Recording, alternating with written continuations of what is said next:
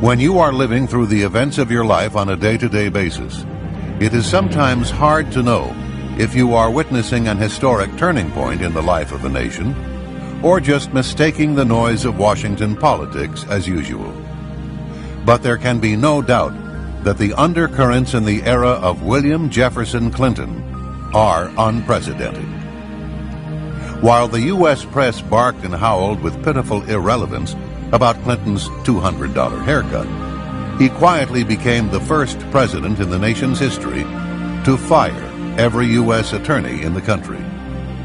When he fired William Sessions in July 1993, it was also the first time in American history that a president had summarily dismissed an FBI director. As Americans, we must then ask what the reasons were for these unprecedented moves by a new president. Was it by design? If so, why? There are dozens of other questions that beg an answer as well. Bill Clinton himself may have given us a clue to the answer when he stated, "I believe the measure of a person's values can best be measured by examining the life the person lives." That's what this documentary will attempt to do.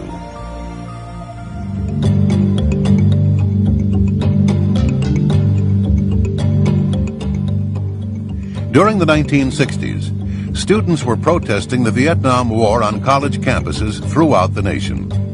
It was no different at the University of Arkansas. Here on the university campus, Clinton would climb into a tree where he would place a mattress and spend days on end to declare his own protest against the war. People in Fayetteville still recall walking a block out of their way just to avoid the strong stench that came from the ground below Clinton. In 1969, Clinton was called to London for a physical examination and was classified 1A, which meant Vietnam. Upon his return to Arkansas, Clinton drove to Fayetteville to the home of Colonel Eugene Holmes, commander of the Army ROTC unit at the University of Arkansas, where he begged to join the program. Clinton signed a letter of intent and gave a pledge to enter the University Law School. In the fall, he returned to Oxford, where he would help organize demonstrations against the United States outside the American Embassy.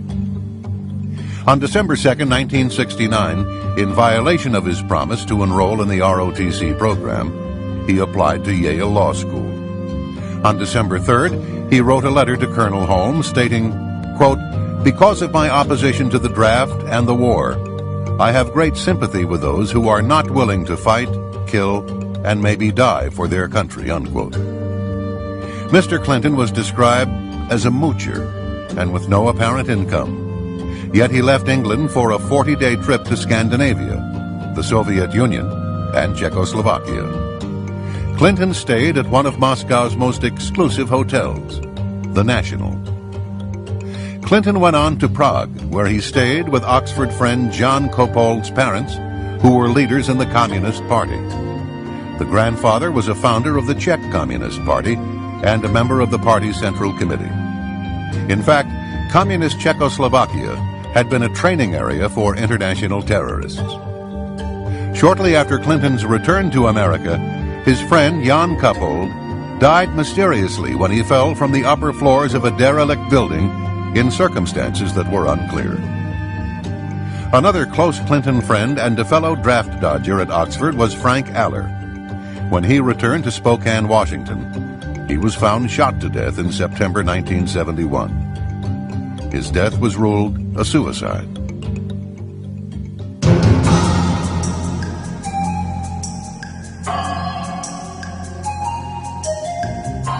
At Yale Law School in 1970, Hillary Rodham helped found the Yale Review of Law and Social Action. The second issue devoted 50 pages to the murder trial of Black Panther Lonnie McLucas. Some of the illustrations depict policemen as pigs. One drawing shows a decapitated and dismembered pig squealing in agony, and another one described them as, quote, "a low-natured beast that has no regard for law, justice, or the rights of people, a creature that bites the hand that feeds it, a foul, depraved traducer, usually found masquerading as the victim of an unprovoked attack, unquote. Other articles encouraged experimentation with drugs, sex, and individual lifestyles.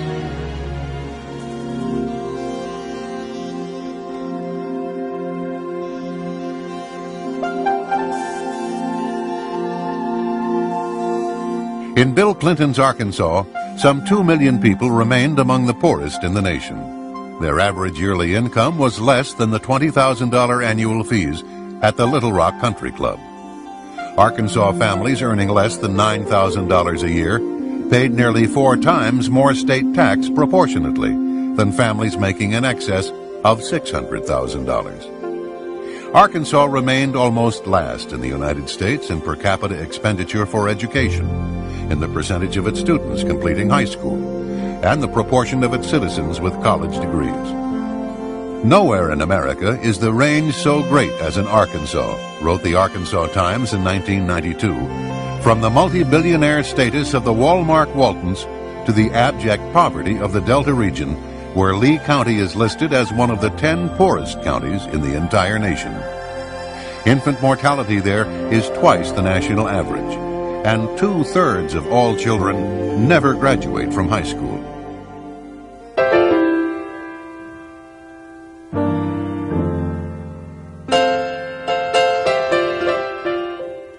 In the aftermath of his 1980 election defeat, Bill Clinton began appearing every Sunday at Emmanuel Baptist Church, which he had never attended so regularly before.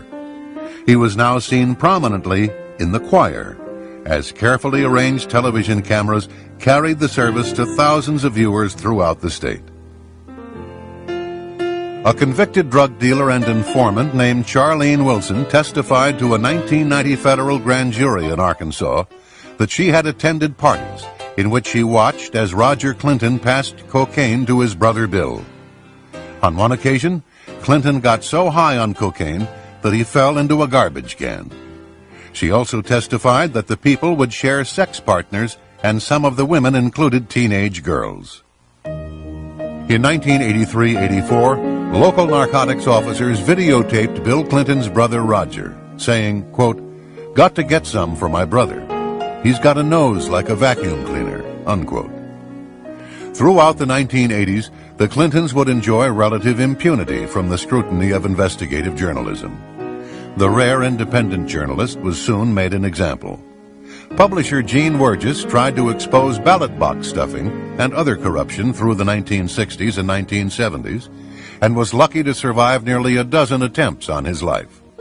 He was indicted 7 times on trumped-up charges, ranging from slander to conspiracy, and was once sentenced to 3 years at hard labor, only to be saved when the main prosecution witness was proven to have lied. In 1978, in Clinton's first run for governor, a retired Air Force lieutenant colonel named Bill Guerin accused Clinton of being a draft dodger by reneging on his 1969 ROTC commitment. Clinton, thinking his letter to Colonel Holmes had long since been destroyed, insisted that the ROTC agreement was canceled shortly after it was made. He said he told Colonel Holmes that he would enter the ROTC program if the commander wanted him to, but he preferred to take his chances with the draft. However, the colonel would tell a different story. In September 1992, Colonel Eugene Holmes, himself a lifelong Democrat, made a final statement on the episode and presented Clinton's letter to the press. He stated that Clinton, quote, "purposely deceived me, using the possibility of joining the ROTC as a ploy, purposely defrauding the military, both in concealing his anti-military activities overseas and his counterfeit intentions for later military service," unquote. It was in this setting that Bill Clinton entered state politics in 1975. When he left in 1991, he had been governor for 12 years. What he had done in and for Arkansas, he claimed, qualified him to govern the nation.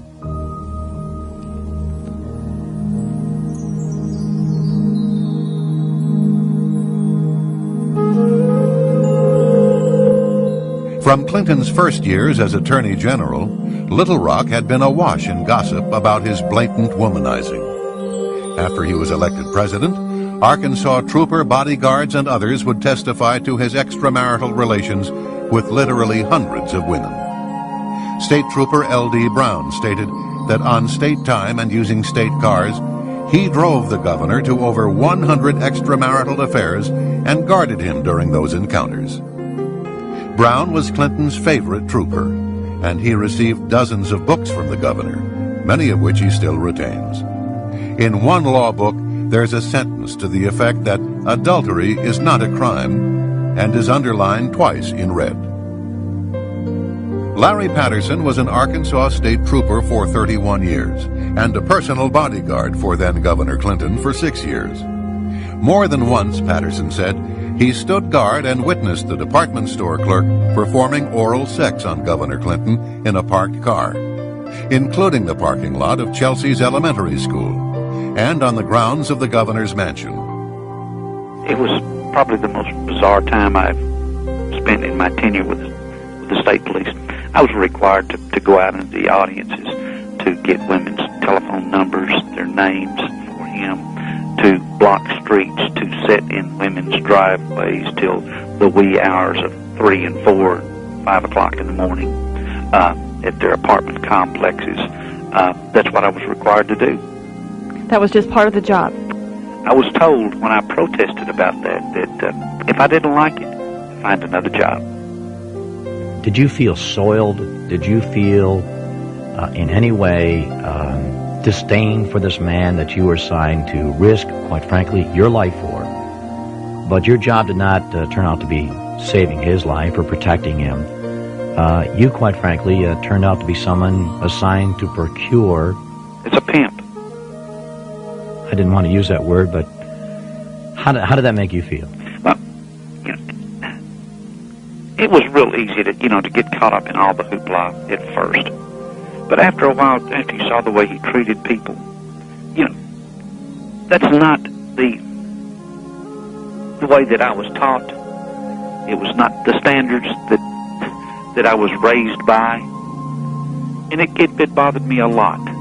And to the point where I talked to my supervisors about it, I talked to the director of the state police about it. And I was told, yeah, that's part of your job. In fact, Bill Clinton told me one time, he said, Larry, you may be required to lie, to steal, to kill, to protect me, to cover me. Was his words. On yet another occasion, the governor arrived at the Little Rock airport. Clinton told his bodyguards that he was going to be driven back to the residence by the Arkansas lawyer who had met the plane, so that she could show him her new Jaguar. On the ride back, he drove, and she was nowhere to be seen in the car. He later told Trooper Patterson that he had researched the subject in the Bible, and oral sex isn't considered adultery. George Grieg of the London Sunday Times wrote, quote, "What has emerged is a man with what would appear to be an almost psychotic inability to control his zipper," unquote. The repeated testimony of state troopers would show that Clinton rated women as objects, ripe peaches as he called them, purely to be graded, chased, dominated, and conquered. The governor had been predatory even toward one of the troopers' wives and toward another's mother-in-law. Neither then nor later did many of those around Clinton reflect on the deeper meaning of the womanizing and what it said about other aspects of the man and leader.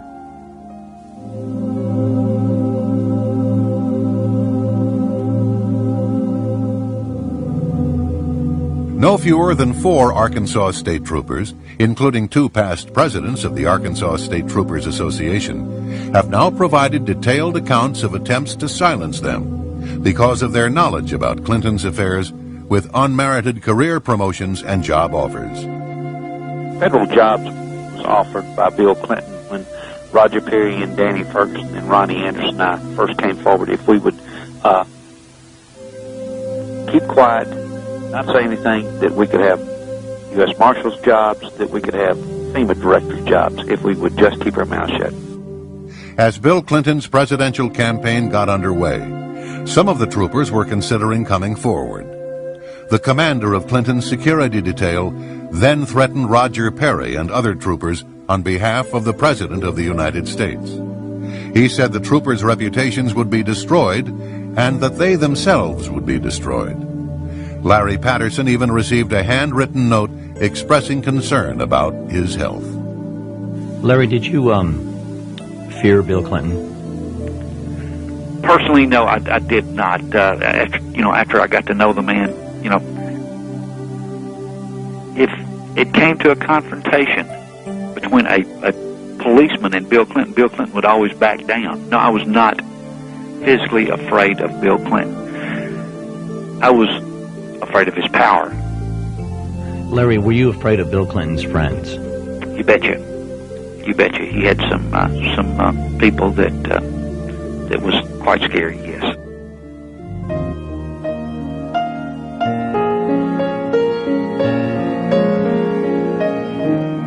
Away from the public spotlight, both Bill and to a greater extent Hillary were contemptuous of policemen, whom they commonly derided as ignorant SOBs, says Trooper Brown.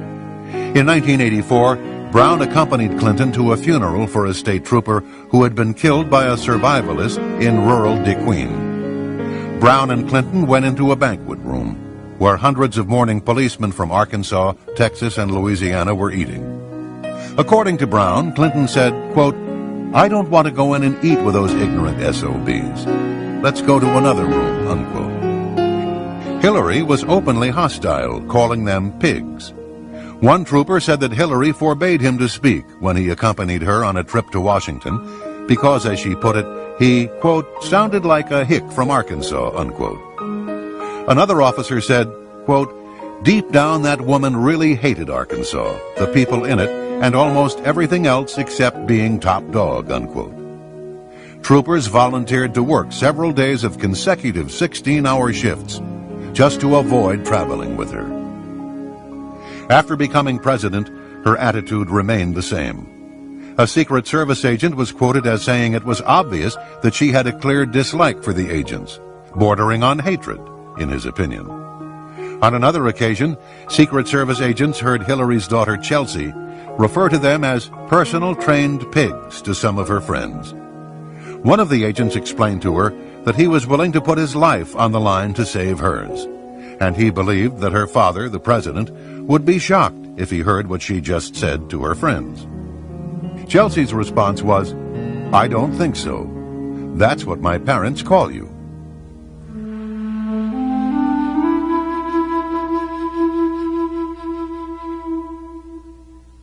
As soon as Clinton was elected governor, he and Hillary formed a partnership with Jim and Susan McDougal in the Whitewater land deal.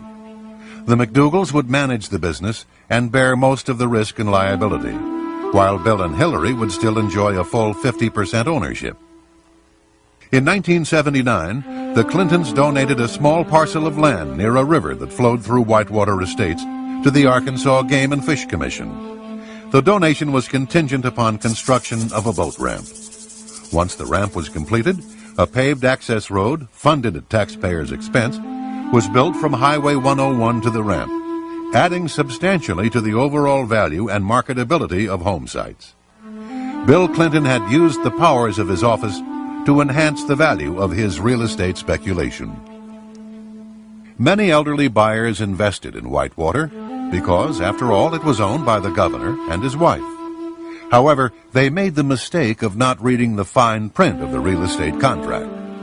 As many of them would find, if they defaulted on their monthly installments for more than 30 days, they would lose all of their equity in the land, regardless of how much they had put down or paid in. The results could be devastating. Clyde Soaps put $3,000 down and faithfully made 35 monthly payments of $244.69. When he fell desperately ill, he could no longer make his payments. Although he had paid $12,000 of the $14,000 price of the lot, he quickly lost the land and all his previous investment. This was a typical case. More than half of those who bought Whitewater lots would lose their land and all their equity payments. Records showed at least 16 different buyers paying in more than $50,000 and never receiving property deeds. Meanwhile, Whitewater carried on a flourishing traffic in repossessions and resales, selling some lots over and over when elderly buyers faltered on their payments. A local businessman said, quote, "They screwed people left and right, taking advantage of a bunch of poor old folks on a land deal. The future president and first lady. That ought to be the real Whitewater scandal," unquote.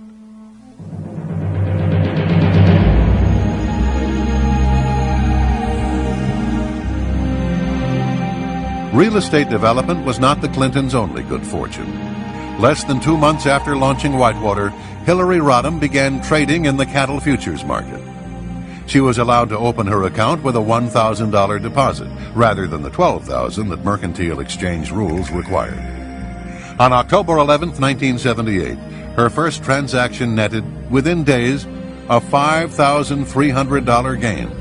Within a week, Hillary had won another $7,800 and $7,200 more only days after that.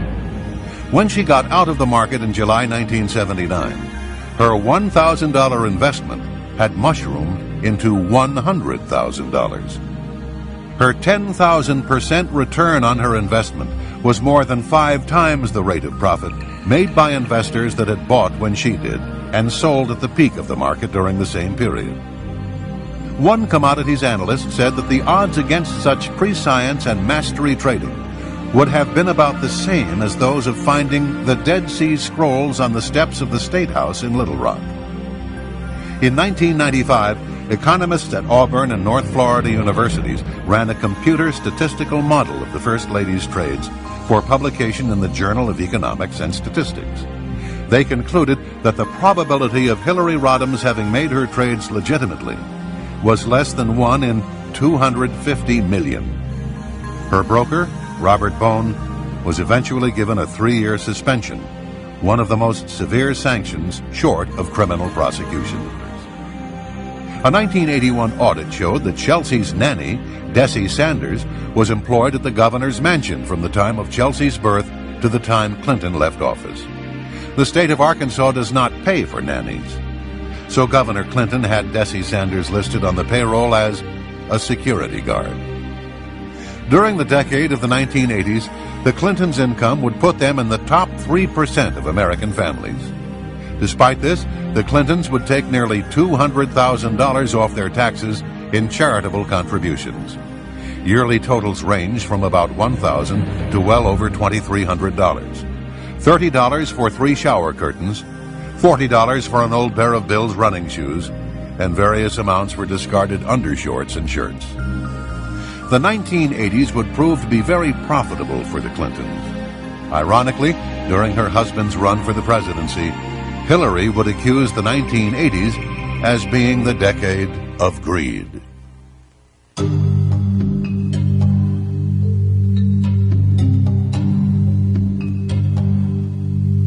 The Arkansas Development Finance Authority, or ADFA, was set up by Governor Clinton to ease financing for low-income housing and small businesses. The agency's expensive legal work went to favored law firms, its lucrative underwriting to select Wall Street houses and local bond brokers, almost all of them backing Bill Clinton. There was virtually no legislative oversight or public accountability. Governor Clinton himself appointed the ADFA board and personally approved every bond issue and major transaction from 1985 through 1992. In 1985 alone, ADFA issued bonds for more than $700 million.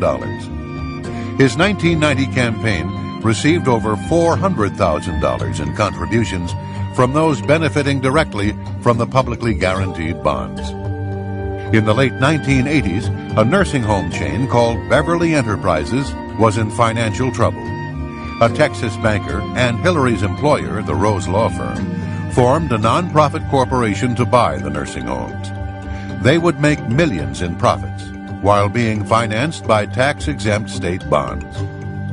In September 1989, they were about to carry off a deal in Arkansas for the purchase of 32 nursing homes with $83 million in state bonds. At the last moment, the deal collapsed when Attorney General Steve Clark claimed he had been offered $100,000 in campaign money as a bribe to drop his opposition to the Beverly bonds. The partner who devised the nursing home scheme, William Kennedy III, would later be named a counsel to the president, one of the most powerful positions in the Clinton White House.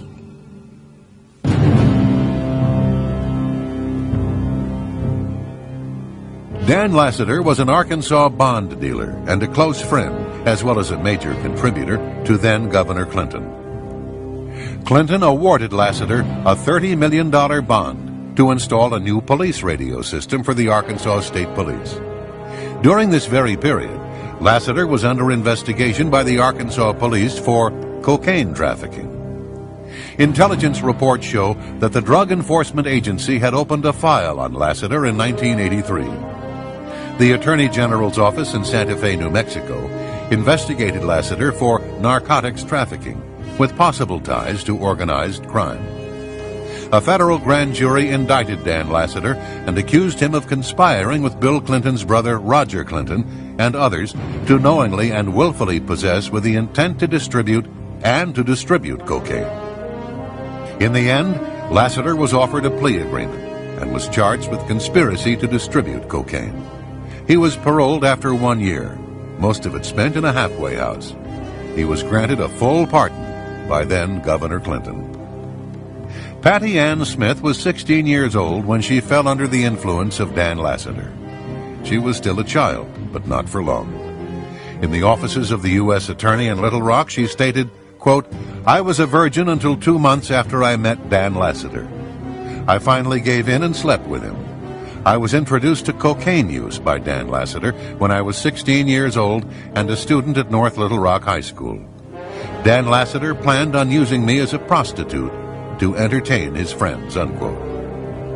At the time, Lasater was 40, more than twice her age. She was told by one of Lasater's cohorts that, quote, "If I ever betray his trust and hurt Lasater in any way, I would not see daylight to tell about it anymore," unquote. She said she met Bill Clinton several times, but he was never acting like a governor when I saw him. She claims to have witnessed Governor Clinton taking cocaine on several occasions. In an interview with U.S. attorneys, a 33-year-old Little Rock woman stated that she had been started on cocaine by an associate of Lasater's. He warned her that she was as good as dead if she ever told anything about him or Lasater. As a circuit court clerk, Dennis Patrick's income was less than $25,000. Dan Lasater's brokerage company would secretly run over $100 million through Dennis's account. When the FBI found out, they informed Dennis that he would be an important witness in their investigation of Whitewater. The ATF soon learned that Dennis's life was in danger and informed him that a contract was out on his life. It was then that he began wearing a bulletproof vest. After 2 attempts on his life, the police arrested a man who admitted that he had been contracted for $20,000 to kill Dennis Patrick and his wife. Patsy Thomason was given power of attorney to manage Lasater's business empire while he was in prison. An employee at Lasater's firm told Dennis that Thomason was in charge and that she could put an end to his nightmare. But the nightmare continued, and Dennis was stripped of his life, his name, his integrity, everything he had. He eventually fled the state for his safety as well as that of his family. Patsy Thomason was clearly a favorite of Bill Clinton. He appointed her executive secretary of the Arkansas Democratic Party, which helped build the foundations for his presidential bid. After the 1992 elections, she was given one of the most powerful positions in Washington, Director of the White House Office of Administration. In this position, Thomason failed to provide proper security clearances for over 100 White House staff members, many of whom were alleged drug users. Under her direction, random drug testing for the White House staff was eliminated.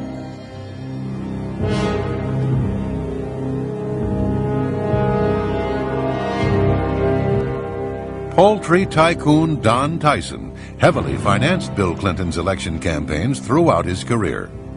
In return, he received millions of dollars in state tax breaks as well as favorable treatment in the form of relaxed environmental regulations.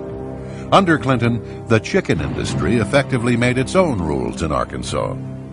Hillary's amazing $100,000 profit from an initial $1,000 investment was made possible through the influence of Tyson Foods counselor James Blair. After this incident, the relationship between the Clintons and Tyson Foods president Don Tyson came under examination. The resulting revelations were shocking indeed, as evidenced by the following documents from the U.S. Drug Enforcement Agency, which linked Don Tyson to drug trafficking. One file cited an informant who said Tyson was involved in drug traffic and stolen property. Another stated that Tyson's company aircraft was being utilized to smuggle drugs from Florida to Springdale, Arkansas. A memorandum on July 19, 1988, is centered on Don Tyson's illegal use and distribution of cocaine. It calls for a combined investigation team of FBI, DEA, IRS, and the state police. There were documents that referred to alleged hitmen employed by Tyson to kill drug dealers who owed him money. In one of them, an informer stated that Daddy Don, Donald Tyson, can put out the word to take care of you.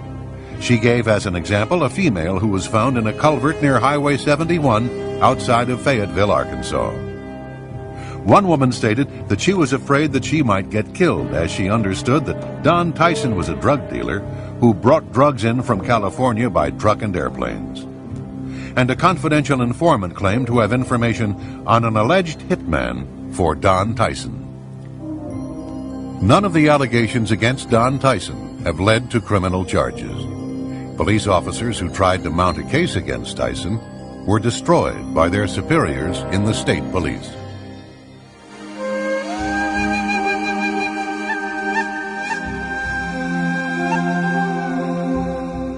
Mena, Arkansas is tucked away in the remote Ouachita Mountains of western Arkansas. It became the site of one of the most enduring conspiracy theories of the late 20th century.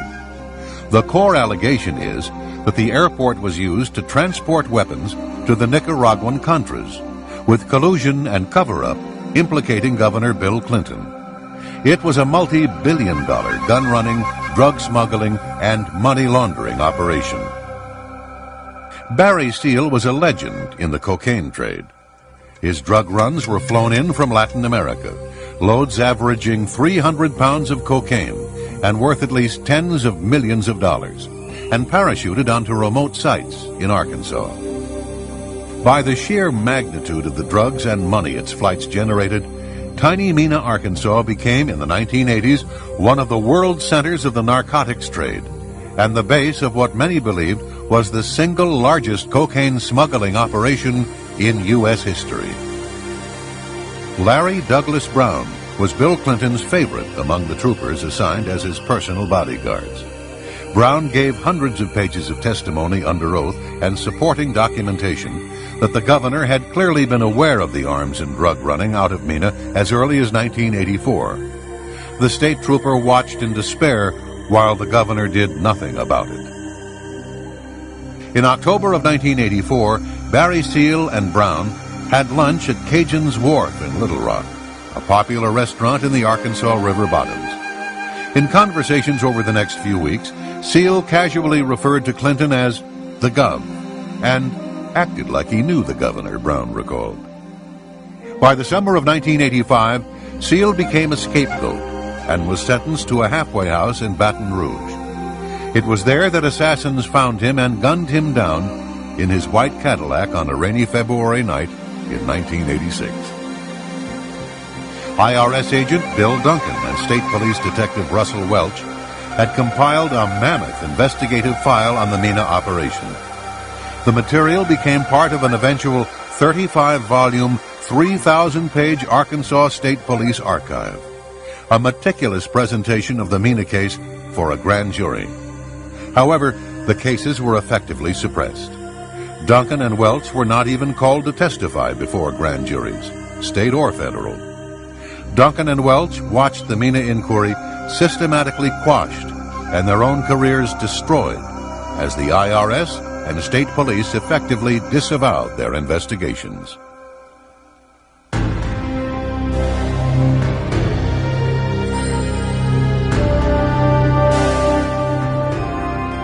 On the night of August 23, 1987, just outside the little town of Alexander, Arkansas, Kevin Ives, 17, and Don Henry, 16, witnessed a cocaine drop, which was part of the drug smuggling operation in Mena, Arkansas. The boys were captured and their hands were tied behind their backs. They were kicked and beaten and finally executed. One of the boys was stabbed to death. The bodies were wrapped in a tarpaulin and placed across the railway tracks to be mangled by the next train. The Arkansas medical examiner, Fahmy Malek, ruled the deaths an accident.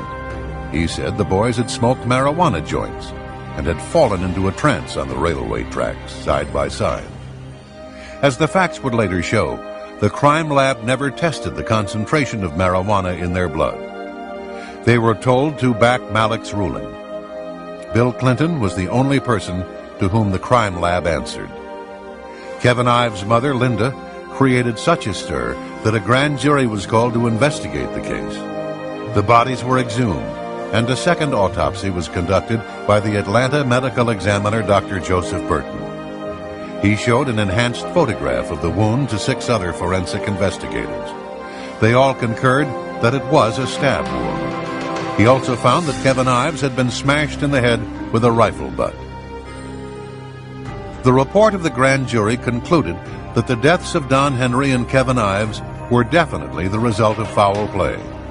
It urged that law enforcement agencies, the prosecuting attorney's office, to continue the investigation into the deaths of Don Henry and Kevin Ives and into the drug problem in Saline County.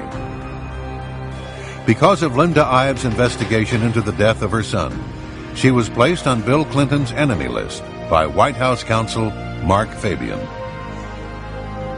Already, people associated with the case were beginning to die in what amounted to a reign of terror among young people in Alexander, Arkansas. April 1988, Keith Coney told his mother he knew too much about the Ives-Henry murders and feared for his life. After being slashed in the neck, he was fleeing for his life on his motorcycle when he slammed into the back of a truck and was killed. Booney Bearden, a friend of the boys, disappeared. His body was never found. November 1988, Keith McCaskill claimed to have knowledge of the Ives-Henry murders, but was killed before he could testify. McCaskill, knowing that his life was in danger, had said goodbye to his friends and family. He died from 113 stab wounds. January 1989, Gregory Collins claimed to have knowledge of the Ives-Henry murders, but was killed before he could testify. Collins was found dead from a shotgun blast to the face. April 1989, Jeff Rhodes claimed to have knowledge of the Ives-Henry murders, but was killed before he could testify. His body was found in the city dump, dead of a gunshot wound to the head. July 1989, Richard Winters claimed to have knowledge of the Ives-Henry murders, but was killed before he could testify. Winters was silenced by a blast from a sawed-off shotgun. June 1990, Jordan Kettleson claimed to have information on the Ives-Henry murders, but was killed before he could testify. He died from a shotgun blast to the head. To date, no arrests have been made in regard to these murders. Arkansas's medical examiner ruled the death of 2 teenage boys an accident, while several forensic investigators and a grand jury concluded they were murdered. But this was not the first nor the last time that Fahmy Malek's rulings would cause controversy. In 1985, a North Arkansas man was fatally shot, and Fahmy Malek ruled it a suicide. There were 4 gunshot wounds to the chest. In a 1986 case, Malek's ruling was accidental drowning. It was later discovered that the victim had been shot in the head. In 1992, a man's body was found with 5 bullet wounds, but Malek nevertheless ruled it a suicide. In his most incredible ruling, Malek concluded that a James Milam had died of an ulcer. However, the man's skull was later recovered. He had been decapitated with a sharp knife. That Malek survived in Arkansas is a testament to Clinton's power. Just before Clinton announced his intentions to run for president, Malek was moved to another state job.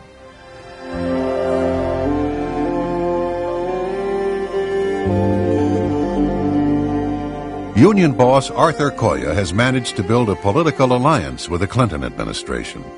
He attended the White House regularly to share breakfast with the First Lady and flew with Clinton on Air Force One.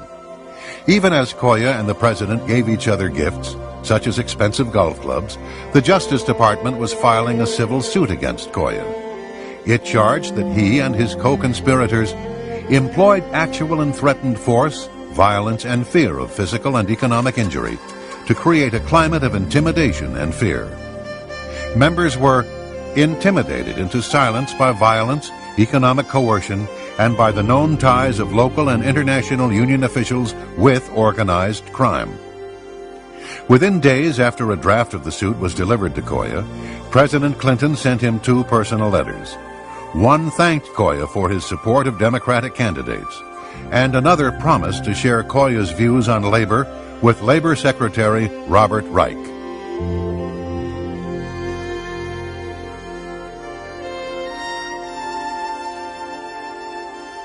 Mr. Free, over 65 people have invoked the Fifth Amendment or fled the country in the course of the committee's investigation. Have you ever experienced so many unavailable witnesses in any matter in which you've prosecuted or in which you've been involved? Actually, I have. You have? Give me a rundown on that real quickly. I spent about 16 years doing organized crime cases in New York City, and many people were frequently unavailable.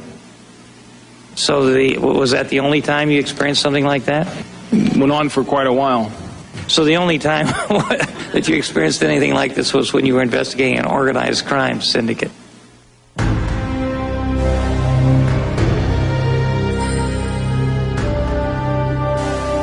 On Monday, July 19, 1993, President Clinton called FBI Director William Sessions to tell him that he was dismissed.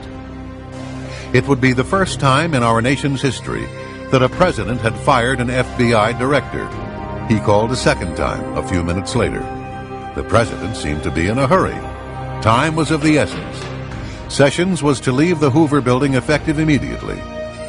The next day, Vince Foster's body was found in Fort Marcy Park, dead from a gunshot wound to the head. Under the assassination statute, the FBI would have been compelled by law to take over the case if there was any question that it might have been a homicide. But with the firing of its director, the FBI was in turmoil, and the Park Police became the lead agency in charge. The Park Service had neither the depth nor the experience to investigate a case of this magnitude, which led many to ponder the question, was it the intention of the White House to limit the scope of the investigation? Vince Foster had been a close friend of Bill Clinton's in their boyhood town of Hope, Arkansas. As Deputy White House Counsel for the Clinton administration, Foster became the highest-ranking U.S. government official to die under mysterious circumstances since President John F. Kennedy. He, more than anyone else, knew the financial secrets of both the campaign of 1992 and the Clinton presidency, just as he knew the secrets of the Rose Law Firm and of Hillary Rodham Clinton's business and financial dealings over the previous decade, dealings that would become the subject of numerous investigations.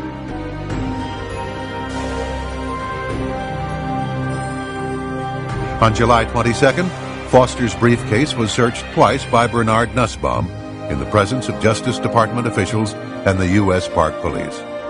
4 days later, a suicide note mysteriously appeared in the briefcase. It was torn into 28 pieces with one piece missing. No fingerprints were found on the note, only a partial palm print of Nussbaum's. Distinguished handwriting experts were contacted, the most famous being Dr. Reginald Alton of Oxford University in England. The note, he said, was a fake. It was the work of a forger. Associate Independent Counsel Mikel Rodriguez was not a conservative. Indeed, when he arrived from California with his ponytail, his earring, and his leather jacket, there were some that said Kenneth Starr had gone too far in his efforts to recruit liberal Democrats and ethnic minorities to his team. Rodriguez spent his time combing through the archive of documents in the Foster case, and he didn't like what he saw. He managed to gain access to the locked files in the office of the Independent Counsel. Hidden inside was a folder of crime scene photographs that had been deliberately withheld from the prosecutor. Among them was the original Polaroid of Foster's neck. Rodriguez went to the Smithsonian Institution for enhancement of the original. The blow-up photo revealed a dime-sized wound on the right side of Foster's neck, suggesting a gunshot fired at point-blank range into the flesh. The medical examiner at the scene was Dr. Hout. After examining Foster's body, he made reference to a wound on Foster's neck on page 2 of his report. This finding was in agreement with 2 of the rescue workers who testified before the Whitewater grand jury that they too saw a gunshot wound on Foster's neck. Incredibly, in the official autopsy report on Vincent Foster, a gunshot wound to the head is listed, but the wound on the neck is completely left out.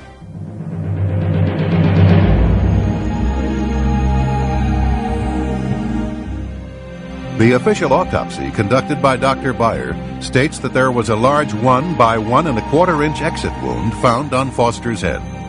Both Fisk and Starr in their final reports similarly maintain that there was an exit wound on Foster's head.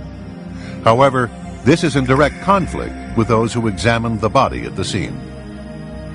A .38 special will take the back of your head off, blood and brain matter everywhere, yet no skull fragments or brain matter were found by the FBI or Park Police. 2 days after Vincent Foster's body was discovered in Fort Marcy Park, an FBI memo was sent to then-acting Director Floyd Clark. It says in part, quote, "Preliminary results of the autopsy include the finding that a .38 caliber revolver, constructed from 2 different weapons, was fired into the victim's mouth with no exit wound," unquote. This was in agreement with Detective John Rolla, who examined Foster's body at the scene. He agreed that there was no exit wound, and in fact stated that he thought the bullet might still be lodged in Foster's head.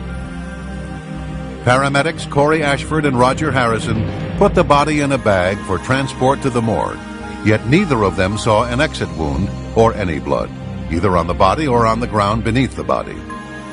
This was in agreement with Dr. Hout, who examined the body at the scene and wrote in his report that the wound was mouth to neck. Paramedic Todd Hall was one of the first to arrive. He testified before the grand jury that he saw 2 men running away from the scene into the woods. Paramedic Richard Arthur, who had attended to 25 to 30 gunshot deaths in his 9 years as a rescue worker, believed it was a homicide. "I've just never seen a body lying so perfectly straight," he said. His colleague, Corey Ashford, also had coded the death as a homicide. For 4 months, Rodriguez probed the case. He called witnesses before a grand jury and soon discovered serious indications of a cover-up. By the early spring of 1995, he was starting to probe a hypothesis that the crime scene at Fort Marcy Park had been staged, that the gun had most likely been planted in Foster's hand, and that a crucial photograph of Foster's neck and head had been falsified. He turned to his boss, Kenneth Starr, for support. Nothing was done to resolve the matter. In March 1995, Rodriguez resigned. The only serious investigation ever conducted into the death of Vincent Foster came to an abrupt end.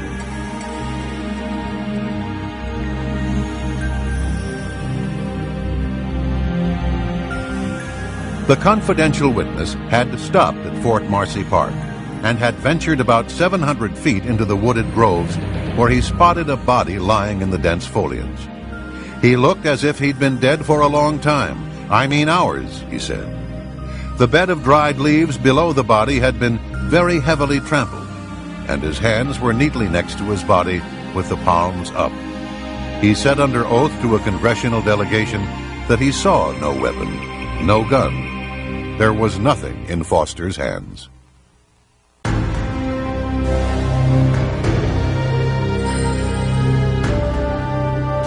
A Park Police Polaroid shows a .38 Colt revolver hooked on Foster's thumb. It was made from parts of at least 2 separate weapons, and it had 2 different serial numbers. The only recorded sale to gun retailers of both serial numbers was in 1913, and that was too old to trace. Foster's fingerprints were not found on the gun, although a print belonging to someone else was found under one of the detachable grips. A .38 Special has a fierce recoil, and can throw one's hand back over their head. However, the large sight on the gun did not damage Foster's teeth or gum tissue, and the gun was neatly at his side. Residents of homes as close as 300 yards away were never interviewed by the park police as to whether they had heard a gunshot. The bullet was never found. No matching ammunition was found in Foster's house. Also, note the heavy foliage around the body, which is inconsistent with the dirt pathway in front of the second cannon where the police claim the body was found. Foster would have had to walk 700 feet into the park, yet the FBI lab tests found no coherent soil on Foster's shoes. Investigators doing simulation walks found an abundance of soil on their shoes. Two homicide detectives who performed their own 2-month investigation into the Foster case concluded that the crime scene had likely been staged, with the gun placed in Foster's hand to make it look like a suicide. This report, funded by the Western Journalism Center in California, was prepared by Vincent Scalise and Fred Santucci, both veteran homicide experts from the New York City Police Department.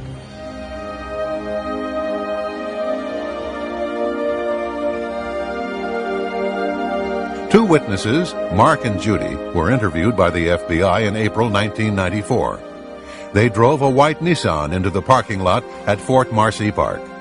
Judy said she saw a man sitting in Vince Foster's Honda. Mark said that a man with long blonde hair had been standing by the open hood of Foster's car. Blonde hairs were later found on Foster's undershirt, his trousers, belt, socks, and shoes.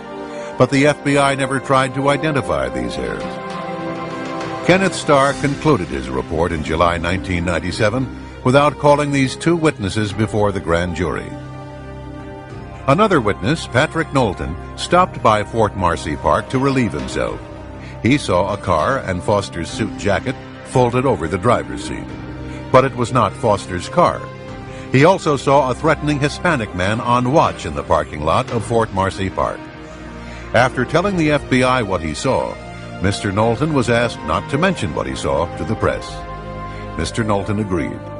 17 months later, he discovered through an investigative reporter his statements to the FBI had been changed.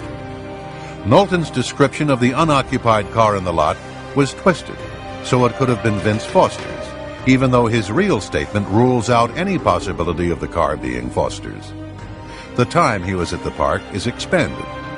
It fails to say that Knowlton could pick the suspicious character out of a lineup. Through his attorney, Patrick Knowlton submitted a 20-page evidential insert to the 3-judge panel that appointed Kenneth Starr. As he put it, to make sure that the report was full and complete. Attached was Exhibit 1, which is a map of the cars in the Fort Marcy lot. Knowlton was parked next to an older model Honda that was not Vince Foster's car. According to the official record, the best estimates put the time of Mr. Foster's death at between 2 and 4 p.m. However, Mr. Foster's body was discovered at 5:45 p.m., or approximately 70 minutes after Patrick had left the park. Mr. Foster, therefore, could not have driven to the park in his Honda. Exhibit 2 is a map depicting the harassment Patrick suffered. The day he was subpoenaed to testify before the grand jury, he was harassed by at least 25 men who would walk toward him or came at him from behind with threatening glares in their eyes. This technique is known to federal intelligence and investigative agencies, and its objects are twofold. 1, to intimidate and warn witnesses in connection with his grand jury testimony, and 2, to destabilize him and discredit his testimony before the grand jury. In this exhibit, Mrs. Foster could identify only a silver gun. So FBI agents apparently showed Lisa Foster a silver gun, told her it was found in Mr. Foster's hand, and falsely reported that she identified the black gun found in Mr. Foster's hand as belonging to Mr. Foster. And yet another exhibit shows that the FBI concealed the gunshot wound in Mr. Foster's neck by concealing the contents of the medical examiner's report, which states that there was a gunshot wound in Mr. Foster's neck, falsely reporting that the 35mm photographs were underexposed, concealing that Polaroid photographs vanished, and concealing that autopsy x-rays had in fact been taken. that in the U.S. Park Police report, Dr. Beyer discussed the existence of X-rays. That the technician who installed the X-ray machine said that it was in good working condition. But the Fisk report stated that the X-ray machine was inoperable at the time of Foster's autopsy, and as a result, no X-rays were taken.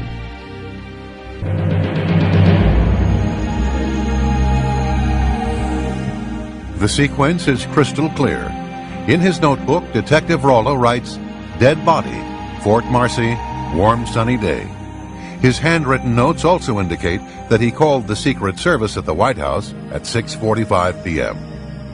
20 minutes later at 7:05 p.m., Secret Service logs show that Patsy Thomason checked into the offices of administration where Vince Foster's office was.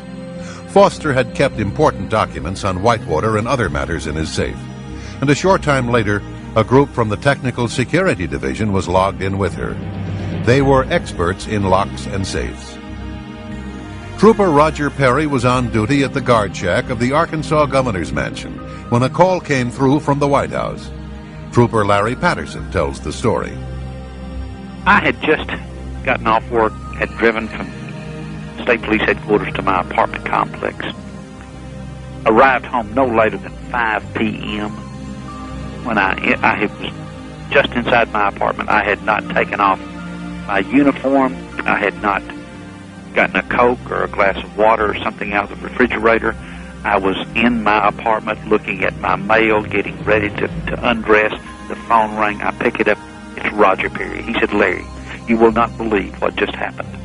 He said, "Helen Dickey just called from the White House and said that Vince Foster had just gotten off work, walked out in the parking lot, and shot himself in the head." So this was the latest, 5 o'clock, 6 o'clock, Washington, D.C. time. Perry relayed the message to Governor Jim Guy Tucker.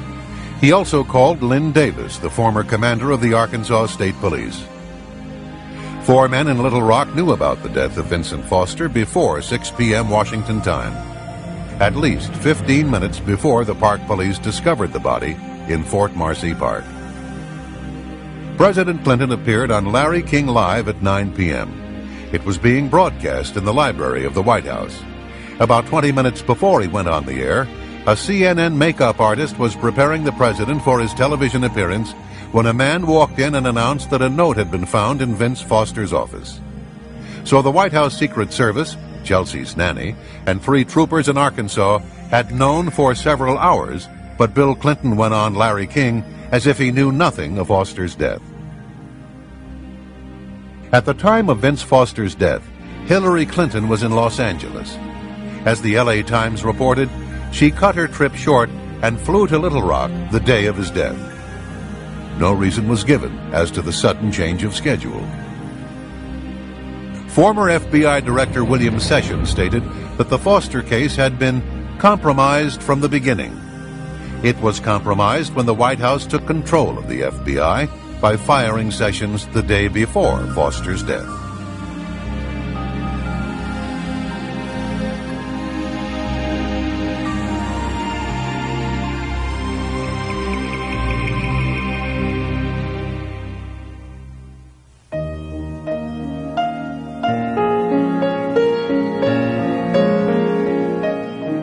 Gerald Parks was a Little Rock private investigator who became deeply enmeshed in the Clinton political machine. He later became head of security for the Clinton-Gore National Campaign headquarters in Little Rock. Later, during the early stages of the presidential campaign, Parks claimed to have made at least 2 trips to the airport near Mena, Arkansas. He said that Vince Foster had paid him $1,000 cash for each trip. He would pick up a trunk load of money from the Mena airport and deliver the money to Vince in the Kmart parking lot. Jerry's wife, Jane, was the manager of an apartment complex where Bill Clinton's brother Roger was living. Many times the governor would appear and indulge in marijuana and cocaine with his brother. Girls as young as 17 or 18 years of age were sometimes there to party with the Clinton brothers. When Jane told her husband about the goings-on in Roger Clinton's apartment, he began to write down names, dates, and license plates. He snapped photos from another balcony. Over a period of time, Parks had collected a thick dossier on the comings and goings of Bill Clinton. Jane Parks revealed that her husband had carried out sensitive assignments for the Clinton circle for almost a decade, and the person who gave him his instructions was Vince Foster. Foster had called the Parks home more than 100 times, identifying himself with the code name the Congressman. By the late 1980s, Vince trusted Parks enough to ask him to perform discreet surveillance on the governor. He needed it for Hillary, because she wanted to gauge exactly how vulnerable her husband would be to charges of philandering if he decided to launch a bid for the presidency. Jane claims that about a week before his death, Vince Foster telephoned her husband. Hillary was worried that there might be something in the files that could cause damage to Bill or herself. Jerry told Vince Foster that there was indeed plenty to hurt both of them. But you can't give her those files. That was the agreement. A few days later, Foster again called the Parks residence. He was calling from a payphone. He said he was going to meet Hillary at the flat, and he was going to give her the files. Parks then said, "You can't give Hillary those files. She's capable of doing anything." 2 days later, Vince Foster was dead. When he learned of Foster's death, Jerry Parks told his wife, "I'm a dead man." For the next 2 months, he was in a state of fear. He would carry a pistol to fetch the mail. On his way to the office, he would double back or take strange routes. 2 months later, on a Sunday afternoon, Jerry had dinner at El Chico Mexican restaurant.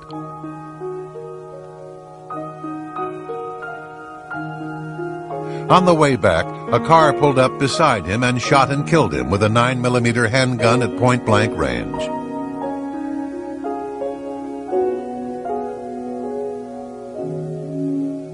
His home was broken into before he was murdered. The only thing taken from his home was the files he had on Clinton's activities.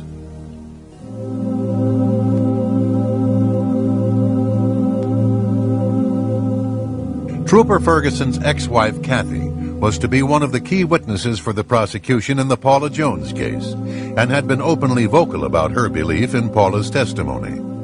4 days after Paula Jones filed her lawsuit against Bill Clinton, Kathy Ferguson was found dead of a gunshot wound to the head.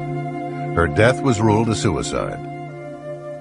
The following is an affidavit of Sherry Butler, who was one of Kathy's best friends. Quote, "Kathy Ferguson had been a friend of mine from 1991 to 1994, and on occasion had mentioned that while attending functions at the governor's mansion, then Governor Bill Clinton had cornered her in the kitchen of the mansion and pinned her to the counter. Shortly before her death, Kathy stated that what Paula Corbin Jones was saying about Clinton was the truth, and, quote, "I wouldn't put anything past Bill Clinton," unquote. Kathy Ferguson had been a nurse, and a number of medical personnel attended her open casket funeral. Her autopsy report had placed the fatal bullet's entrance wound at the right temple, with the exit wound at the left temple, making it a possible suicide. However, at the funeral home, 3 nurses, an RN, and 2 LPNs decided to make a careful examination of the wound. Yet none of them saw any wound at the left temple. What they did see looked to be a large, blown-out exit wound in the right temple. This puzzled them, because they knew Ferguson was right-handed. This prompted them to look for an entrance wound on the left side. One of the nurses rolled the corpse's head to the side. All 3 nurses were then able to see a cotton-stuffed wound behind the left ear. Several other hospital colleagues subsequently visited the funeral home and made the same observation. The following is an affidavit of Samuel Houston, M.D. "I have been contacted by 6 nurses, who each described the head wounds of Kathy Ferguson at the open casket funeral, and described a small, clean, quarter-size hole with cotton balls stuffed within it behind her left ear, and a large blown-out wound to the right temple, pulling the right eye over. None of the above nurses saw any wounds on the area of her left temple on careful examination of her head." So, according to the testimony of a doctor and 6 nurses, the bullet may have entered from behind the left ear and exited at the right temple, making Kathy Ferguson's death a possible homicide. Dr. Houston recalled his last conversation with Ferguson on the day before her death. She told him that she wished she did not know as much as she knew concerning the Arkansas State Troopers and their activities and those of Danny Ferguson. Bill Shelton was an Arkansas police officer and boyfriend of Kathy Ferguson. He had been publicly critical of the ruling that stated Kathy's death was a suicide. A month later, Shelton was also shot behind the ear, and his death was also ruled a suicide.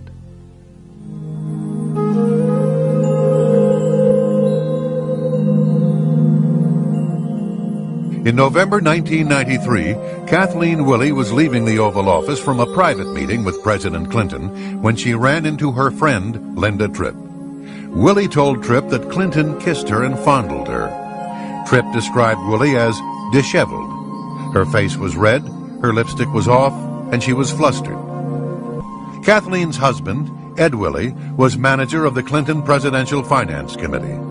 He was found shot to death a few hours after his wife's incident with Clinton. The death was ruled a suicide.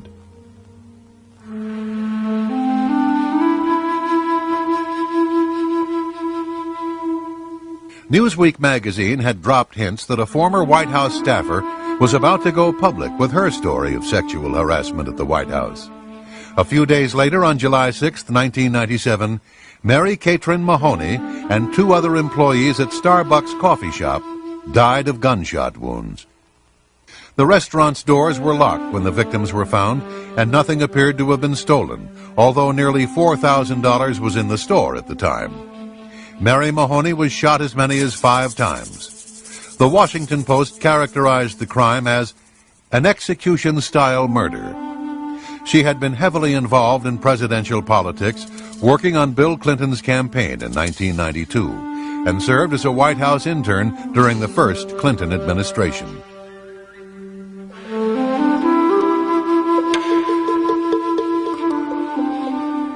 November 1997.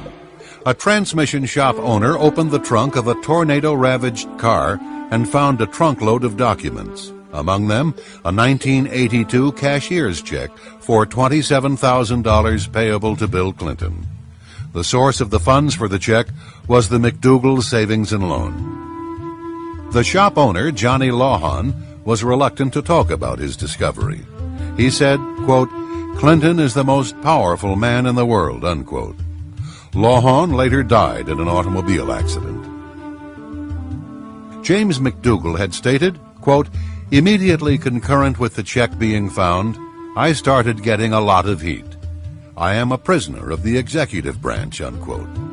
He was serving a 3-year sentence in the Federal Medical Center in Fort Worth, Texas, and was cooperating with the independent counsel into the investigation of the president. He was scheduled to testify before the grand jury. Against doctor's orders, McDougal was given an injection of Lasix, a diuretic. He was then put in solitary confinement, where he died of cardiac arrest.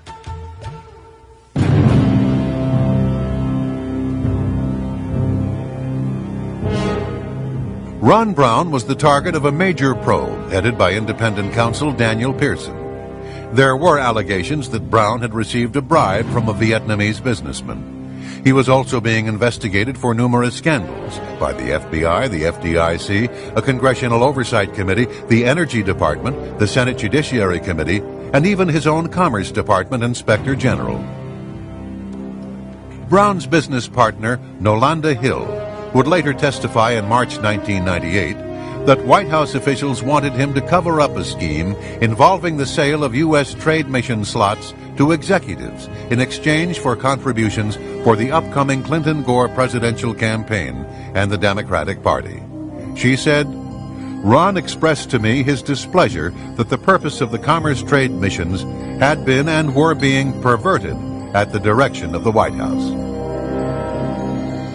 On April 3, 1996, an Air Force Boeing 737 carrying Commerce Secretary Ron Brown and 34 others on a trade mission to the Balkans crashed into a hillside near Croatia's Dubrovnik Airport.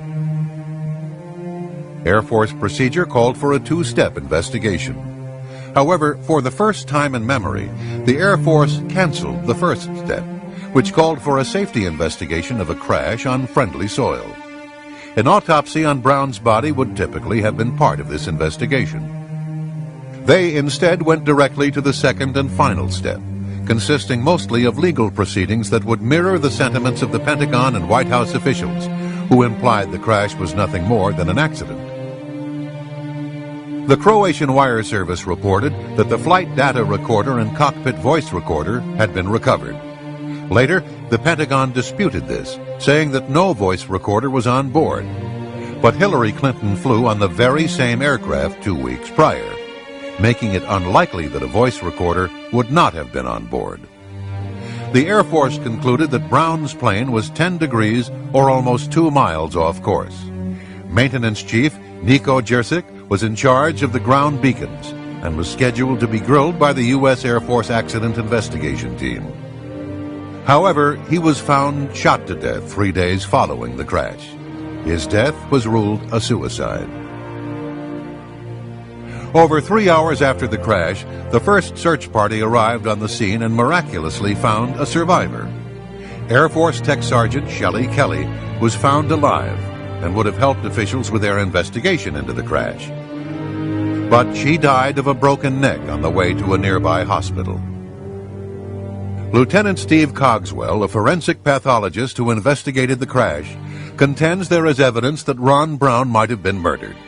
He said, quote, "Essentially, Brown had a 45/100 inch inwardly beveling circular hole in the top of his head, which is essentially the description of a .45 caliber gunshot wound. This man needs an autopsy. This whole thing stinks," unquote. Several personnel were present while Colonel Gormley was conducting his external examination. The photographer present was Chief Petty Officer Kathleen Janoski, a 22-year veteran. I opened up my big mouth in the morgue and said, "Wow, look at the hole in Ron Brown's head. It looks like a bullet hole." I said that, and my life has never been the same since. All of the X-ray films of Brown's head have disappeared. There were allegedly many photos taken of Brown that were stored in a safe, but these photos, along with the negatives, have also disappeared. All that remains of the head X-rays are photographic slide images taken by Janowski. Dr. Cyril Wecht has nearly 40 years of experience, has conducted some 13,000 autopsies, and is considered one of the nation's most prominent forensic pathologists. He is also prominent in Democratic Party politics. He says there was more than enough evidence to suggest a possible homicide in the death of Ron Brown, and an autopsy should have been conducted on his body. As he stated, quote, "It's not even arguable in the field of medical legal investigations whether an autopsy should have been conducted on Ron Brown," unquote. And Lieutenant Colonel Cogswell stated, quote, "You can't ignore who this person is. To stack up the coincidences, one of 35 people has got a hole in their head. The hole is dead center in the top of their head, and it just happens to be the most important person on the plane from a political point of view. That's a whole lot of reason to investigate it," unquote.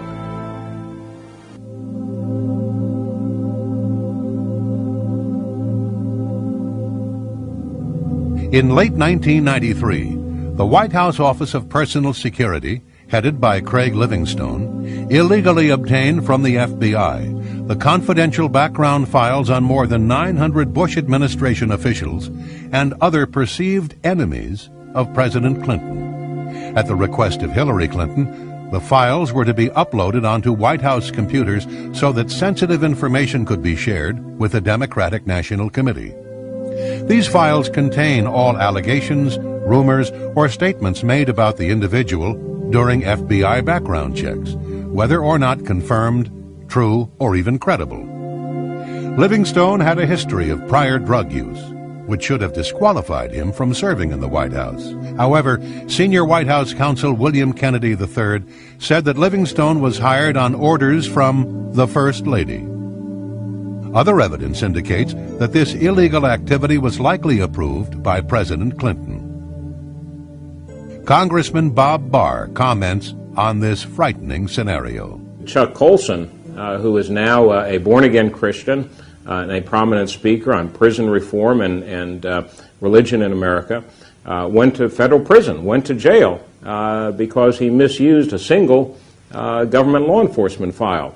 Yet we now know that the Clinton administration misused perhaps upwards of 1,000 or more FBI files, which include and contain very sensitive information on average American citizens. I think clearly what the Clinton administration is trying to do is an orchestrated, systematic effort to thwart justice, to thwart the rule of law, to thwart legitimate investigations by the Congress, whether it's impeachment proceedings or regular oversight. They're clearly designed, as they are, with going after Kenneth Starr, the independent counsel, and other independent counsels, trying to derail investigations. They're trying to derail prosecutions. It is very well orchestrated, and I'm sorry to say, in some degree, it is succeeding. But these are not isolated incidents that we're seeing with the compilation of enemies lists, enemies files, FBI files. It is systematic. It is abusive. I believe it is illegal. And it is very frightening because this is precisely the sort of stuff, except on a much larger scale, that forced President Nixon from office a generation ago.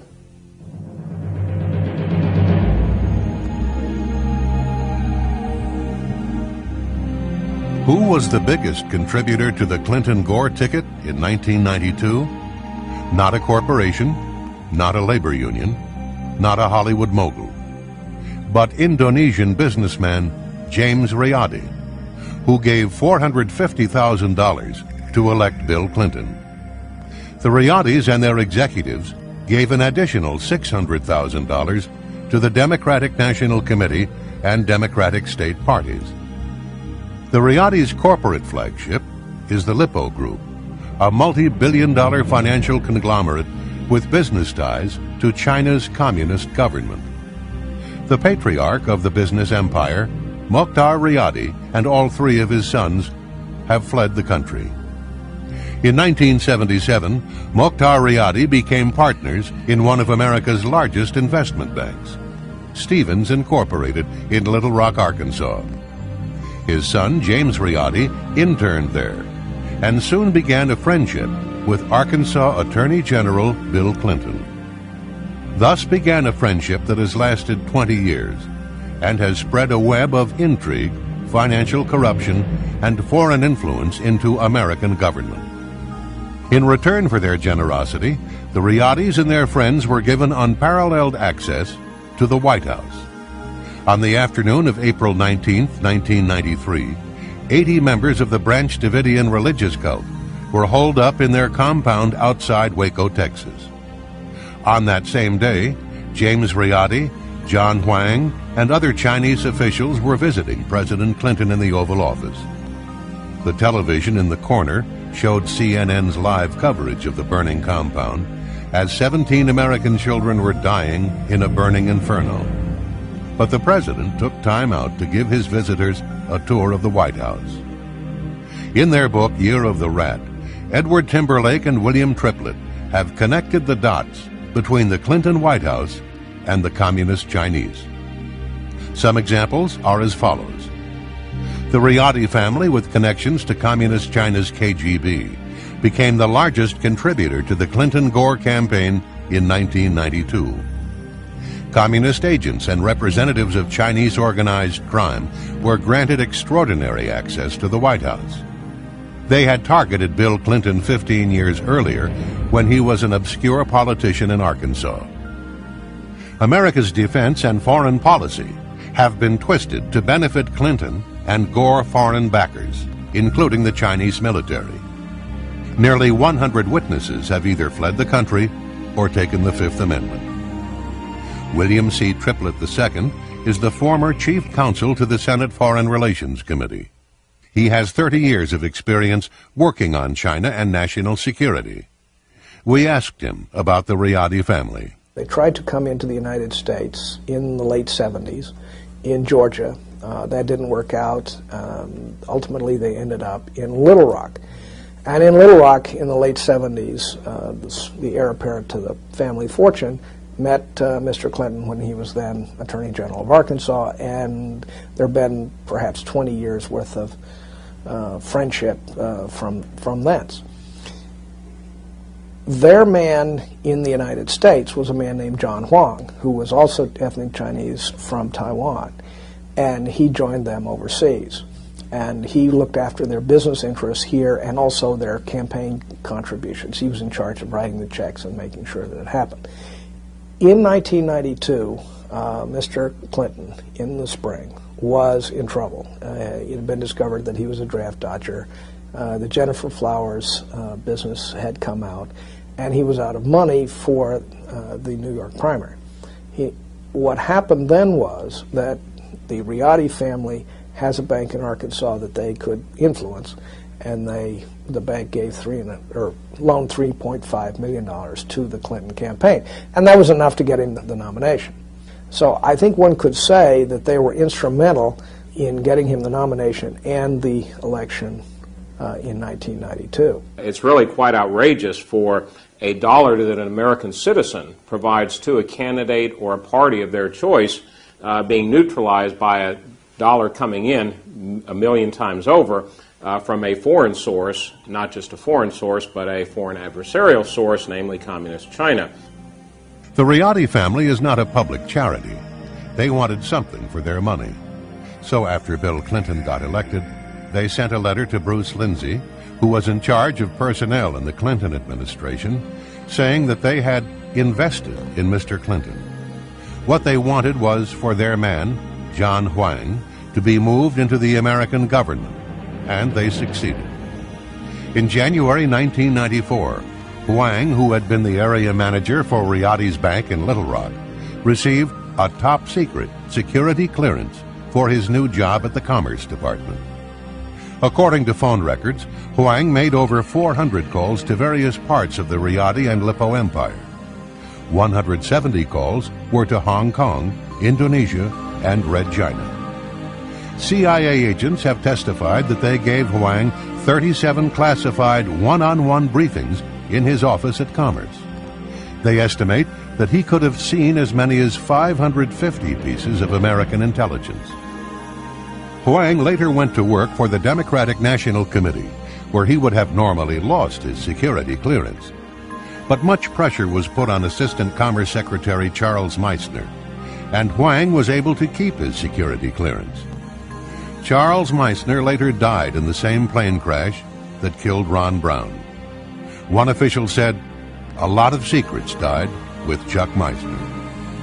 We now know that during the 1996 campaign, John Huang was actively seeking campaign funds for Bill Clinton from Asian sources, who have ties to organized criminal syndicates, narcotics trafficking, gambling, prostitution, and Communist China's intelligence services. During this same period, he had access to highly classified information. Lieutenant Colonel Liu Chaoying is the daughter of General Liu Huiqing, China's premier PLA officer and an old revolutionary communist soldier. She also studied Marxism-Leninism at the Chinese People's University in Beijing, a major training center for the future Communist Party officials. Colonel Liu is a communist. She is a high-tech spy. She was an official of 2 red Chinese companies that deal in arms trafficking. She ran at least tens of thousands, maybe hundreds of thousands of dollars through Johnny Chung into the Democratic National Committee, and she met Clinton twice at fundraisers. According to FBI Director Louis Freeh, Chinese criminal gangs called triads have emerged as a significant and violent force in the United States, committing contract murders, extortion, drug trafficking, kidnapping, prostitution, weapons smuggling, and money laundering. The triads have been guests of the Clinton White House many times and have made illegal contributions to the Clinton-Gore re-election campaign. Neg Lap Seng is a Macau criminal syndicate figure who visited the White House on many occasions. He attended a number of fundraisers and even sat next to the president at some of them. Neg Lap Seng and others are partners in Angdu International of Thailand, a firm that procures Thai women, many of them underage, for prostitution. In May 1996, these men were honored guests at a Clinton fundraiser. Charlie Tree is another person from Taiwan. He grew up in a rough neighborhood that is the breeding ground for a criminal element called triads. He came to the United States to work in the kitchen of his sister's Chinese restaurant in Little Rock. Became friends with Mr. Clinton when he was an Arkansas official, and so forth and so on. And when he became the president, he used that to exploit his business interests. He became a friend of a man from Macau, and we think they both became connected through Chinese gangster connections. And the man from Macau became his, in essence, his sponsor and sugar daddy, if you will. The man from Macau is in the business of exploiting women for prostitution. He owns a hotel in Macau that is a brothel, and with two other men, he owns a separate company that procures Thai women for prostitution in Macau. Charlie Tree had been in Little Rock since the late 1970s and had known the Clintons for almost as long. Thus he was the perfect triad messenger and agent in place for the People's Republic of China, ready to be reactivated without suspicion. As the Canadian study of triad behavior points out, once a triad, always a triad.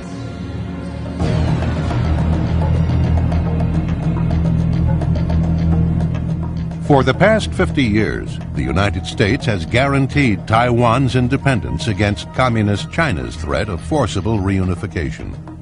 In March 1996, Taiwan, or the Republic of China, was preparing for a national ritual that the People's Republic of China despises. The ritual is called elections. When Taiwan's elections proceeded on schedule, the People's Liberation Army launched several of its intermediate-range ballistic missiles by firing them into the Pacific just off the north and south ends of the island. Clinton then sent battle groups from the 7th Fleet, including its two largest aircraft carriers, the Independence and the Nimitz, into the Taiwan Straits. This time, Clinton did the right thing. After this incident, two things happened. First, a top Chinese official in Beijing intimated to the U.S. Embassy that an attack against Los Angeles would be in the prospects if the United States interfered in Communist China's campaign of intimidation against Taiwan. But the Red Chinese government also tried a second channel. They sent Charlie Tree carrying a letter and a bag of money. On the morning of March 21st, 1996, Tree dropped off several $100,000 to the President and the First Lady's favorite charity, the Presidential Legal Defense Trust. On the same day, Tree also delivered to the White House a letter about the situation in Taiwan. Excerpts from the letter are as follows. Once the hard parties of the Chinese military inclined to grasp U.S. involvement as foreign intervention, is U.S. ready to face such challenge? It is highly possible for China to launch real war. I hope the President will carefully consider these issues and make the decisions that are beneficial to the U.S., China, and Taiwan altogether. President Clinton's reply letter read, "The redeployment of the Independence and the Nimitz was intended as a signal to both Taiwan and the PRC that the United States was concerned about maintaining stability in the Taiwan Strait region. It was not intended as a threat to the PRC." This letter was a complete sellout of Taiwan. Clinton, in effect, was saying that his administration would no longer be prepared to deter Beijing from any menacing actions it may take toward Taiwan. Bill Clinton had caved in the face of pressure from Beijing, by a letter that was not delivered through public or diplomatic channels, but by a man whose previous experience was a member of a notorious triad gang, a fry cook from a Chinese restaurant in Little Rock, who was under indictment for violating election laws.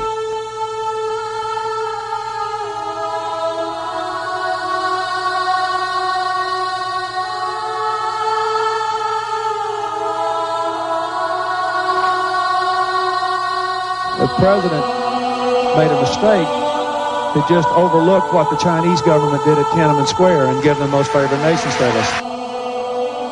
On June 4th, 1989, Chinese tanks and armored personnel carriers rolled into Tiananmen Square to confront pro-democracy students from 4 of Beijing's most prestigious universities.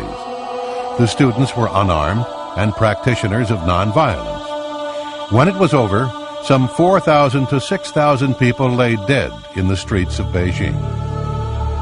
We know who did it. We know the names of the Chinese units. We know their commanding officers. We know everyone.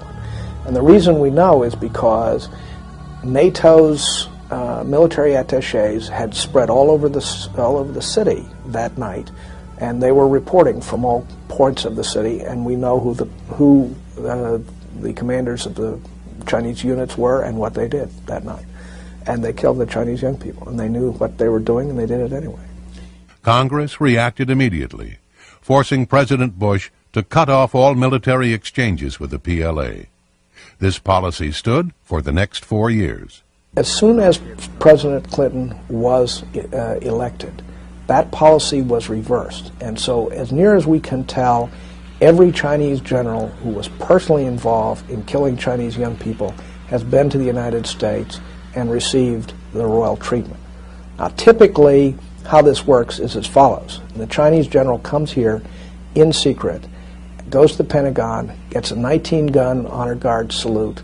He will go to the White House, meet with the president in the Oval Office for discussions. Then he will be taken to American military bases to learn things about the military that we think they should not, and then he goes home. And we're talking somewhere between a dozen and 24 generals. The Clinton administration has shown senior PLA officers our most modern military facilities, shown PLA a Marine amphibious landing exercise, shown them around our latest guided missile cruiser, given the PLA Chief of Staff a tour of our military command center in the Pacific, escorted the PLA Chief of Staff around an American nuclear attack submarine. General Xu was in tactical control the night of the massacre, and he is the one who gave the order to the troops, mount up and move out. He is the man who, in fact, was the closest we could point to ordering the massacre of the young people. On the day of the Tiananmen massacre, General Xu shoulders more responsibility for the deaths of his countrymen than any other Chinese officer. Under his orders, children as young as 3 years of age died from PLA gunfire. Upon his arrival at the Pentagon, General Xu received a 19-gun salute. Defense Secretary Perry told General Xu that his visit had great symbolic significance. Perry pledged to brief the PLA on U.S. strategy and plans for the years ahead.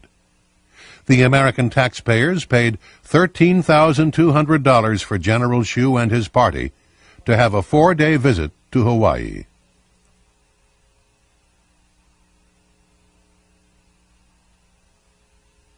The China Ocean Shipping Company, otherwise known as COSCO, is a merchant marine that is essentially a naval arm of the People's Liberation Army. It is also a major arms supplier to dictators and to terrorists. In 1996, a COSCO ship called the Empress Phoenix sailed into the port of Oakland, California, carrying 2,000 automatic weapons that were destined for Los Angeles street gangs. The chairman of one of the 2 Chinese arms companies implicated in this scheme later had coffee at the White House.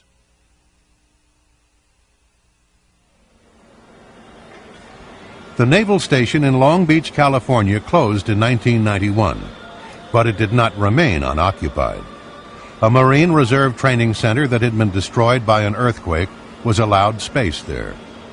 But COSCO also wanted the naval station. So in November 1996, the White House placed a series of phone calls to Long Beach officials. The Clinton administration made it clear that leasing the port to COSCO was their preference. In the end, the United States Marines lost their space, and Communist China's COSCO, with the help of Bill Clinton, got what they had lobbied for. They got control of the naval station at Long Beach. Johnny Chung is a Taiwanese businessman, lives in Southern California. Probably a little bit better than some of the rest of this crowd that shows up in this little drama, we think, marginally better. He was trying to promote his business interests, and he was pretty honest about how he saw things. For example, he's famous for saying that the White House is just like a turnstile in a subway. You have to put coins in to pass the gate. And he put a lot of coins in, something in the order of several hundred thousands of dollars. In fact, he dropped a $50,000 check on the First Lady's chief of staff one time when he was visiting. Depending on what records you used, he went in and out of the White House 50 to 60 times, something like that. And the question then is, where did the money come from that he was donating to the Democratic National Committee? And we believe that a lot of the money he was donating came from Chinese military intelligence sources. Johnny Chung went to Hillary Clinton with a number of requests for Chinese officials. A meeting with President Clinton, a tour of the White House, lunch at the White House, a photo opportunity with the First Lady, an invitation to attend the President's radio address. Every request was granted, and on March 11, 1995, Johnny Chung, with his communist Chinese friends, attended President Clinton's weekly radio address. It all fell into place after Chung handed a check for $50,000 made out to the DNC, the Democratic National Committee, to Hillary's chief of staff, Maggie Williams, following a March 9th photo opportunity with the First Lady.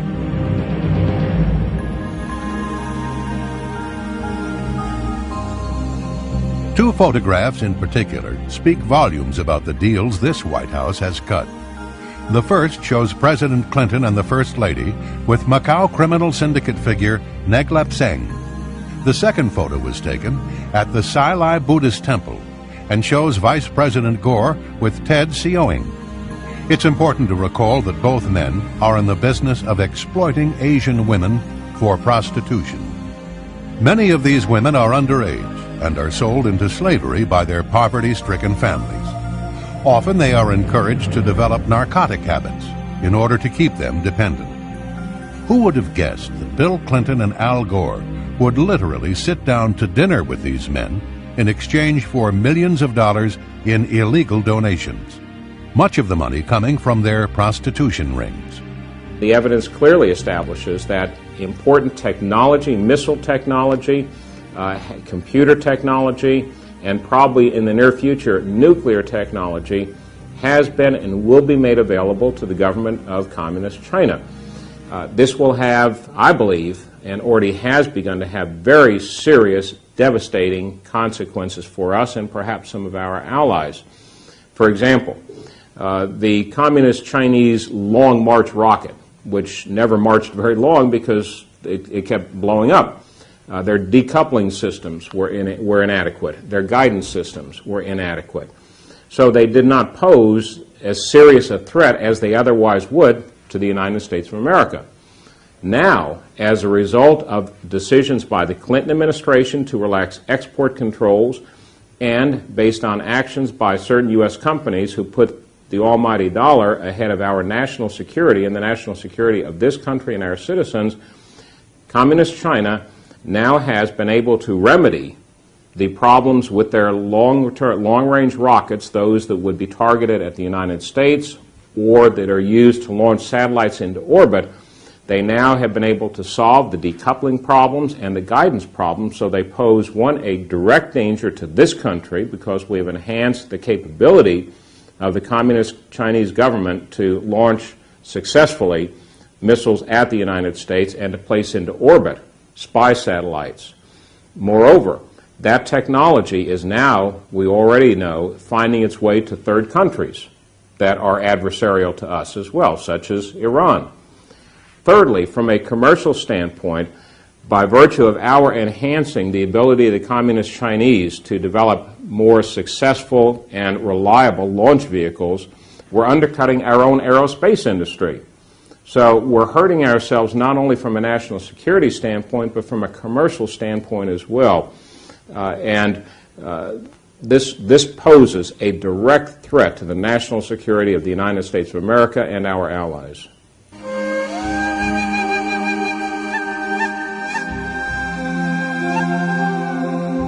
The following are a few of the many casualties of those having knowledge or involvement in one or more of the Clinton scandals. In order to save time, only a partial list is shown. July 1978, Susan Coleman allegedly became pregnant after having an affair with Clinton, a problem which threatened to disrupt Clinton's election bid. She committed suicide by shooting herself in the back of the head. August 1991. Danny Casoloro was a reporter who investigated various scandals in Arkansas, including Clinton's Arkansas Development and Finance Authority and MENA. He had warned his family that his life was in danger, and if he were found dead of an apparent accident or suicide, not to believe it. Casoloro was found dead in a bathtub in a West Virginia hotel room with his wrist slit.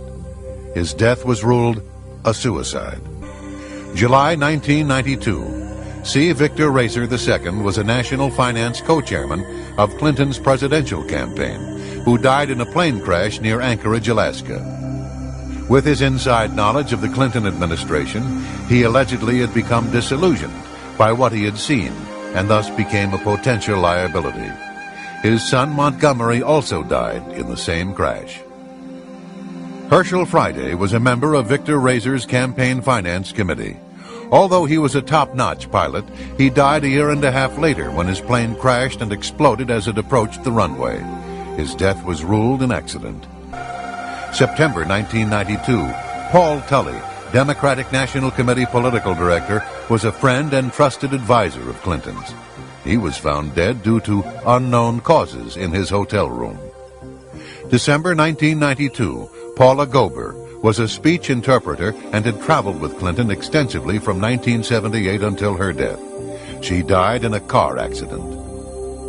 December 1992, Jim Wilhite was an associate of Mac McLarty's former firm. He had called McLarty just hours before dying in a skiing accident. January 1993, Ed Cawley, a former Clinton campaign finance chairman in Arkansas, was found dead in a hotel room.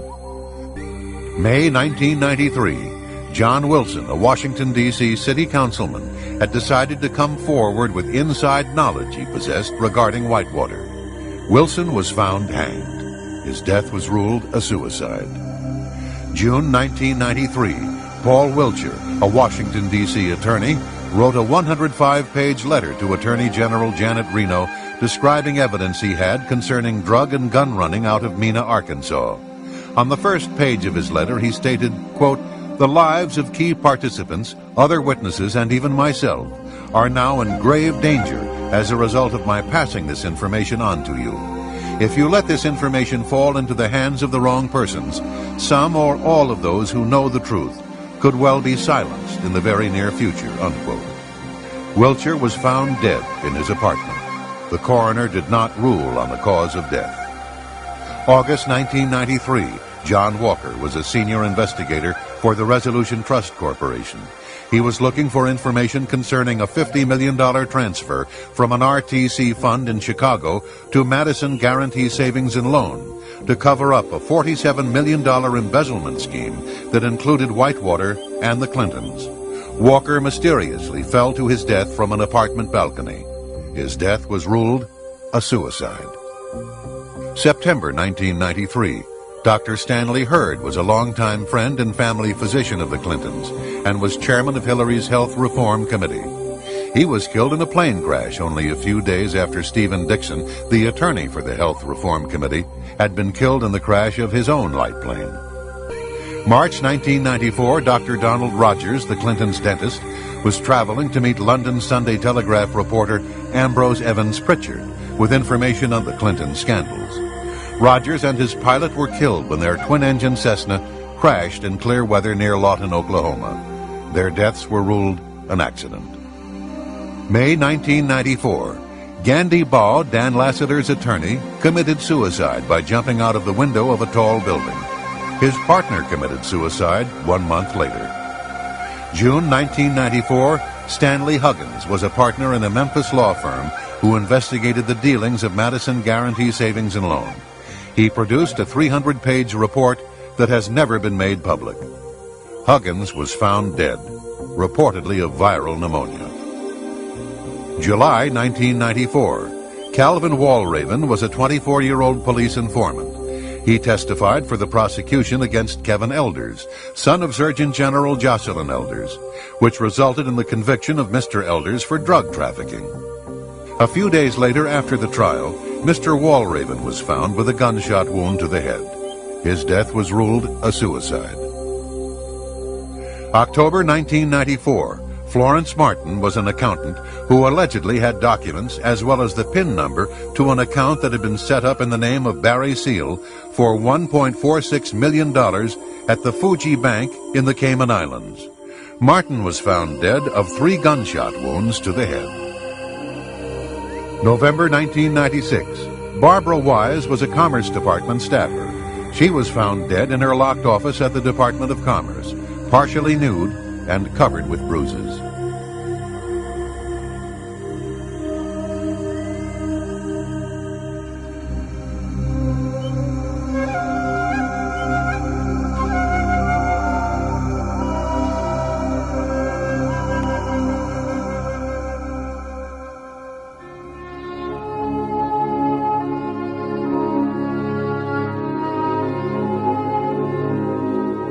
In their scramble to secure and maintain power, Bill Clinton and Al Gore have left a legacy of corruption, making unscrupulous bargains for campaign cash, selling out our national security, losing our nation's technical edge, catering to red Chinese agents, arms smugglers, and gangsters, and enabling the People's Republic of China intelligence to penetrate our political and defense establishments.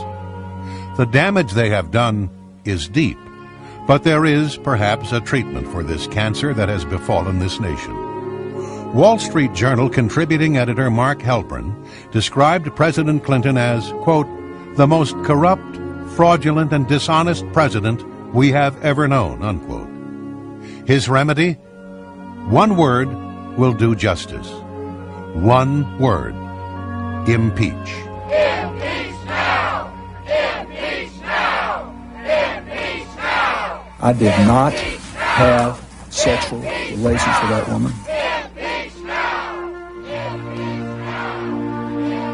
now! The United States Constitution, Article 2, Section 4, lists the following as impeachable offenses: treason, bribery, and other high crimes and misdemeanors. Therefore, on December 19, 1998, the United States House of Representatives voted on articles of impeachment against William Jefferson Clinton. He was found guilty of providing perjurious, false, and misleading testimony to the grand jury, and he prevented, obstructed, and impeded the administration of justice. Secretary, by direction of the House of Representatives and pursuant to House Resolution 614, I hereby deliver these articles of impeachment. Would you hold this? Hear ye, hear ye, hear ye. All persons are commanded to keep silent on pain of imprisonment while the House of Representatives is exhibiting to the Senate of the United States articles of impeachment against William Jefferson Clinton, President of the United States. William Jefferson Clinton, by such conduct, warrants impeachment and trial and removal from office and disqualification to hold and enjoy any office of honor, trust, or profit under the United States. Bill Clinton has become just the second president in U.S. history to be impeached. The evidence is overwhelming that Mr. Clinton has committed serious crimes against the people and government of the United States. Crimes such as accepting bribes from such shady figures as the Red Chinese military, organized crime kingpins, and internationally wanted thieves in exchange for U.S. governmental support for their schemes. Obstructing justice by withholding key evidence, encouraging others to lie under oath, and arranging for others to receive payoffs in exchange for their silence. Aiding foreign powers considered to be enemies of the United States by giving them access to top-secret information, restricted military armaments, and a safe haven on U.S. soil, all in exchange for large campaign contributions.